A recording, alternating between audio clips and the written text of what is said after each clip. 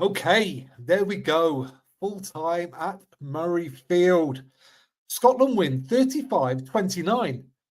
Absolutely crazy scoreline. We thought it'd be high scoring, and it absolutely was. Players walking off the pitch now, shaking hands, exhausted. I mean, it was a bit lung busting towards the end there, that's for sure.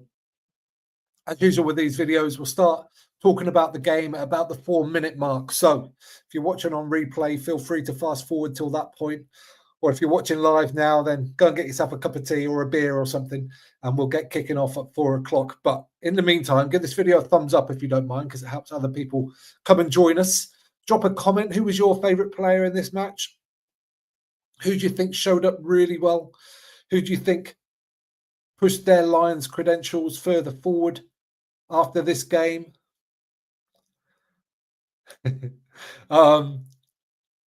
This is actually quite an interesting game in the end. It felt to me a little bit flat after the incredible fixture that we witnessed earlier. But it really grew. It really grew as it went along and came to quite a nice conclusion. Comments already. Good to see. The Lodrigon. Am I saying that right? The Lodrigon, a beer? Yes, please. Well, I've got mine here.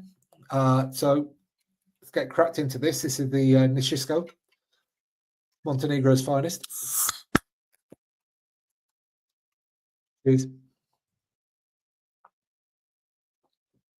Taulopi Falatau, all smiles there. He had a fantastic outing today. I thought he was excellent throughout. And we'll talk about it later, but he had a moment towards the end of the game that I thought was going to give us an incredible finale. Didn't quite happen, but there we go. Blair Kinghorn, player of the match, excuse me. He's one of my favourites. I think he's a cracking player. And what did he get? He's only got one try. Did he get two? I'm not sure. I've lost count. But he was outstanding today. Good in the air, good kicking, just classy. He's pacey, like he makes his tackles, does everything really. And he also seems like a really good lad as well. If you've heard him on any podcasts, he's just a pretty laid back, chilled out guy, and yeah, very likable. Had to go back to France to play for Toulouse last weekend as well. Gutted, I'm sure. Sure he'd have hated that.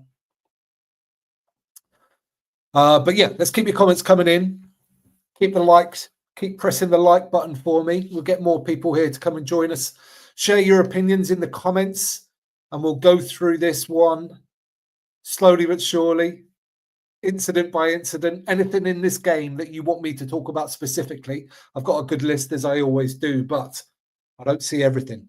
I'm always here, always learning, just like everybody else. So if there's something you want me to talk about, get it in the comments, and we'll go after it. Oh, thanks very much, the Lodrigon. I appreciate it. Just doing my best here, just enjoying the rugby.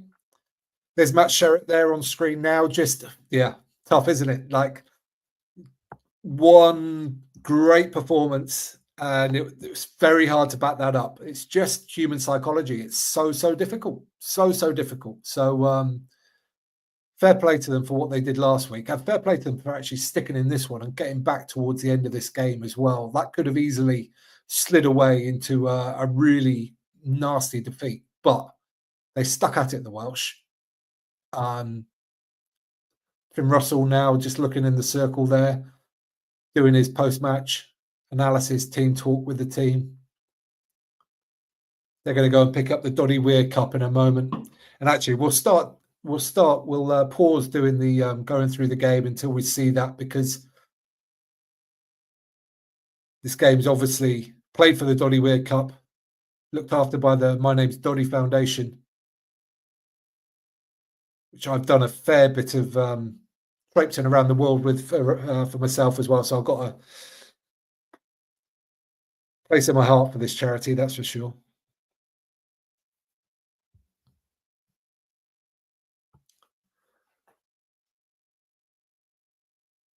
Looking at the Welsh team now. Can't tell who's doing the talking there. Maybe it's Jack Morgan. Matt Sherritt's not doing it at the moment.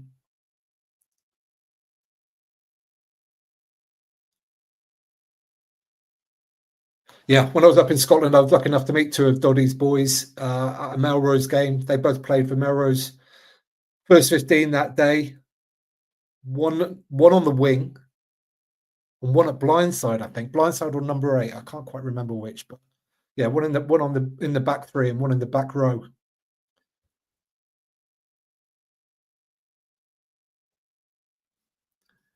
Finn heading up the stairs now. I wonder if we'll see a former podcast guest, the president of the Scottish Rugby Union. There's Kathy, Doddy's wife.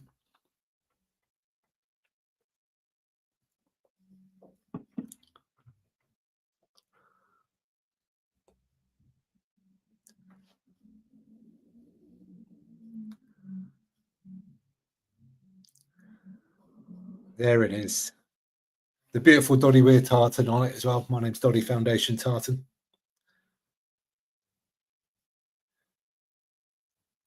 I'm sure if you're watching this, you've followed My Name's Doddy Foundation. But if you don't, for some reason, get on the socials.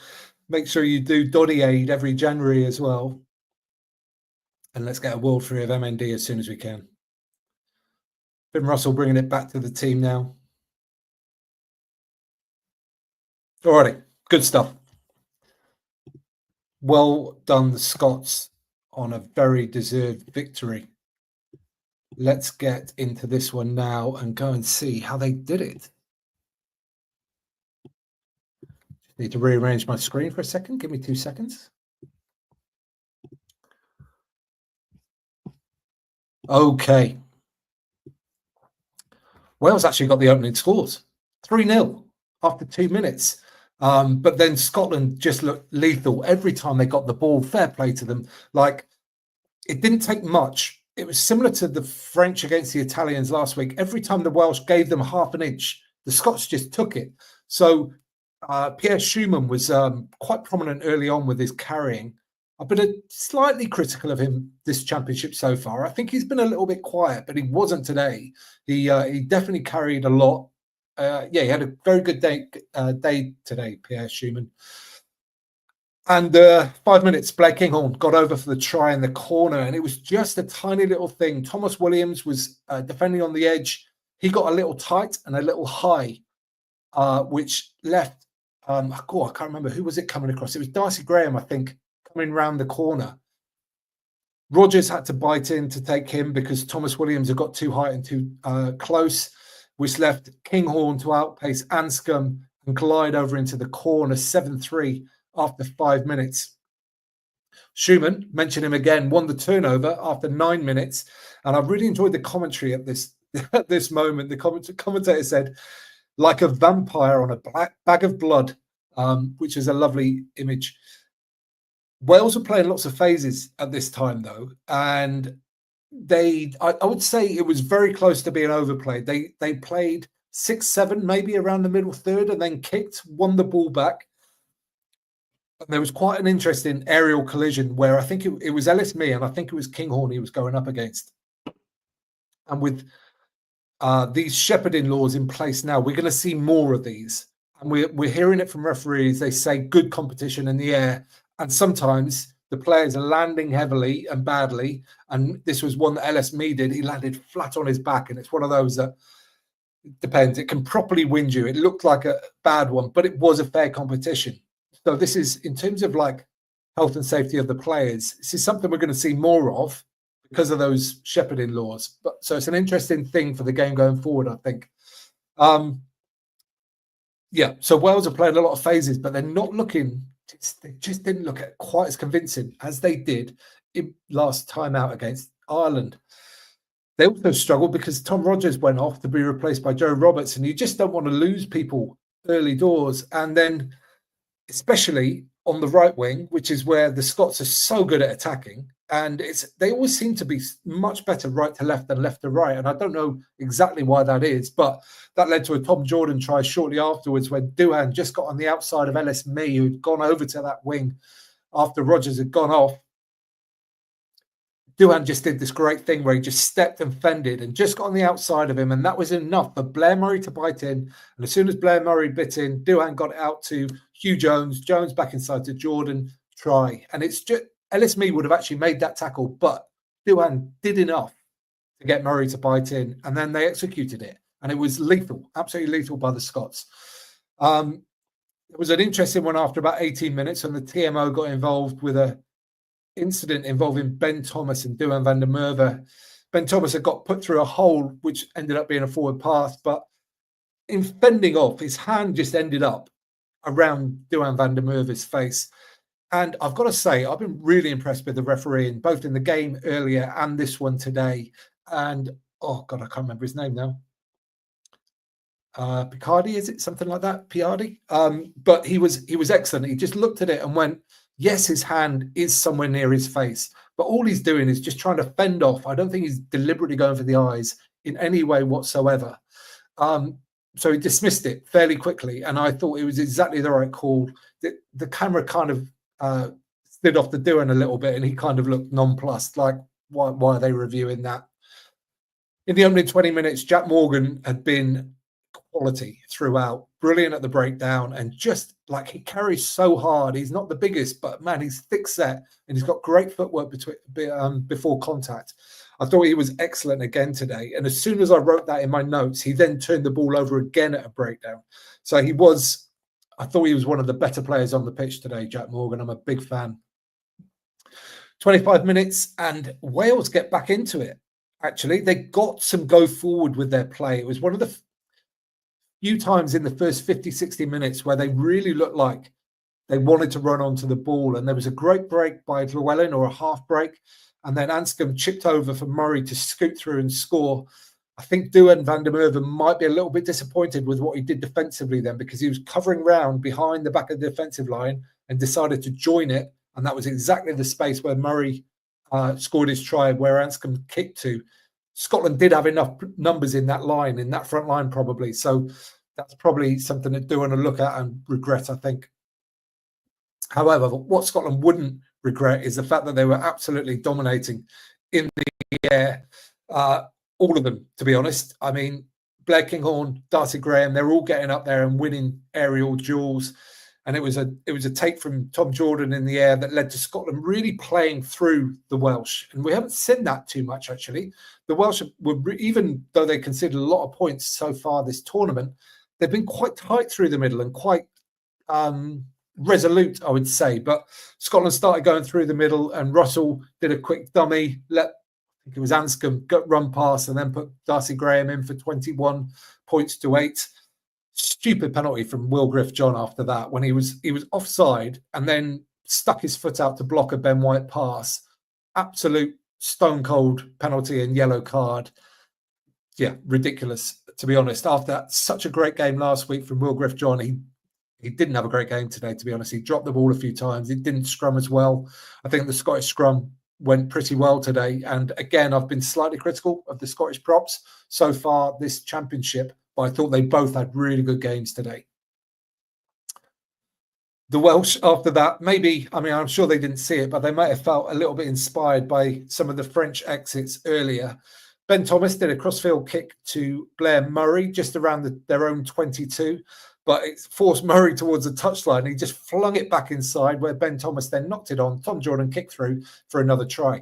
28-8, and the Scots were being, efficient enough themselves. They didn't really need any help from the Welsh at that point. 36 minutes, Rory Darge off injured. He walked off, so I'm not quite sure exactly what happened. I didn't see the incident, but he is such an important player for Scotland. And I think he's definitely got Lions potential. So if he can't play next week against France, that might harm his Lions chances potentially if other players come through and play well. But I think it didn't look serious, whatever it was, but I don't know what it was. Yeah, that's such a competitive area in the Lions selection. So, halftime notes. Scotland, lethal finishing. Schumann going well. Wales just not looking as convincing in attack. The people that are running at the line, the people that are running the dummy lines or whatever, just didn't look like they were going to get the ball. So, therefore, Scotland were doing a great job of just jockeying. Wait, let the Wales do whatever they're going to do and then bite where the ball goes. However, both teams were really good at the defensive breakdown in that first half of the game. Jamie Ritchie, a nuisance as always, and Jack Morgan and Tommy Raffel, although Raffel might have gone off in the first half as well, if not early in the second. After half time, the kind of third quarter was a little bit flat, I think. I think after the sort of magnificence of the game earlier in the day, I think all the supporters know that, and it affects the atmosphere. It felt like it was a bit of a murmuring crowd at Murrayfield, not really all that raucous. So not all that much happened for much of the sort of third quarter. There was a great counter-up penalty won by mostly Xander Fagerson, who, again, I said I thought both the Scottish props went well today. Kinghorn scored a great try, just running an outside angle put in by Finn Russell after a line-out drive and lots of pick and goes at the line for 35-8. 52 minutes, Ritchie wins another turnover penalty. He is such a menace at the breakdown. I mean, yeah, sometimes when he plays like this, it's hard to see how he ever gets left out for Scotland, to be honest. Faletau, at 53 minutes, had a lovely carry for himself. It was a kick return. He ran around Pierre Schumann, then bounces off Ben White. And to be honest, like if you're a really rangy, athletic number 8 like Faletau, that's what you want, isn't it? That's golden. Run around an enormous prop and then bounce off a scrum half. That's just exactly what you're looking for.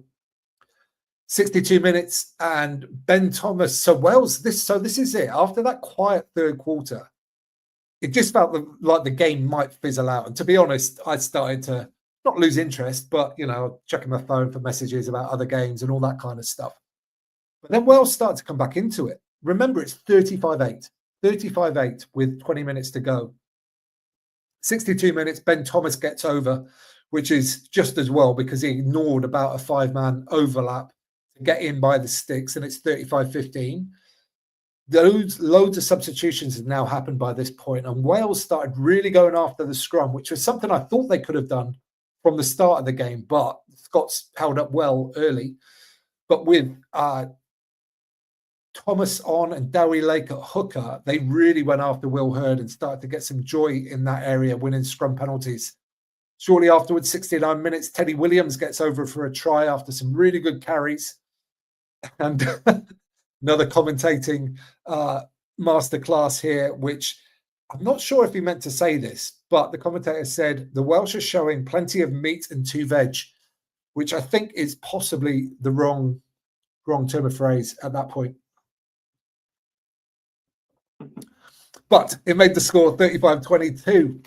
And in my notes, I've written, what if Wales score next? I mean, they'll be back within a score.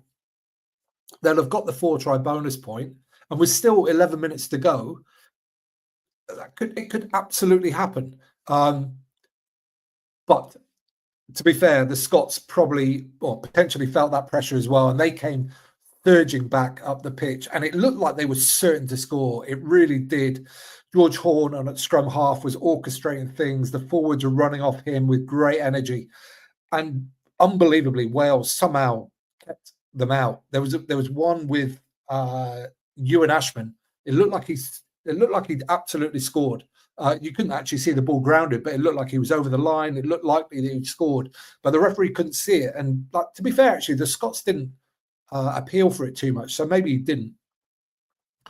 That led to a goal line dropout, though, which Dempsey carried back, and Dempsey was great today as well. He carried with some vigour all day long. He's pacey, isn't he? He's quite pacey, Dempsey, for a big, heavy number 8.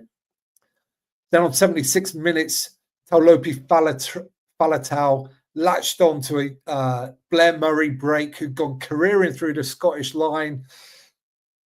Kinghorn got taken out by the tackle on Murray. Faletau run in for the try. But immediately when Murray was making that break, I said, you can't do that.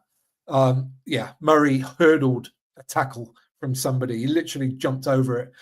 And as much as I'd have loved that try to stand, so we got an incredible grandstand finish, it was correctly ruled out via the TMO. Scotland were attacking towards the end, into the 80th minute, beyond, and it looked like they were going to score again. It really did. But Wales broke away all the way down the far end. I think it was Rodri Williams just overran a potential inside pass, Then Sutherland, the reserve loosehead, got the ball, kicked it out. Game over, surely. But he was adjudged to be offside, so it wasn't game over.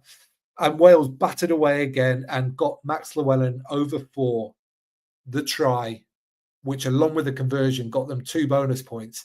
And to be honest, for much of that game, like the first 50 minutes, probably they couldn't really say they deserved it. But the way they came back into it towards the end, the way they just stuck at their task and kept playing, kept trying to play, it's hard to say they don't deserve it, really. So, yeah, what was, for much of it, felt like quite a flat game, actually did end up having a little bit of a finale to it and a bit of excitement towards the end. And there was tons of great rugby in it as well. So that's what I think. Thanks for watching. Really appreciate it. Again, give this video a thumbs up down below if you don't mind, because it helps other people find it when it's replayed later. Write some more comments. Let's have your comments in there as well. What were your favorite players? Who did well? All that kind of stuff. Subscribe if you haven't already. Always do that. Always subscribe. And we look forward to another great day of Six Nations Rugby tomorrow when England entertain Italy. Join me after that one for another post-game live. We'll go through that one in detail as well. Also, if you stick comments in this one, we're going to be doing a match review on this one. I've got Taff on with me. We're going to be talking tomorrow morning. So if you've got any questions, chuck them in there, and me and him will discuss those tomorrow as well. But until then, enjoy your Saturday evening. Have some fun. Love your rugby. Peace.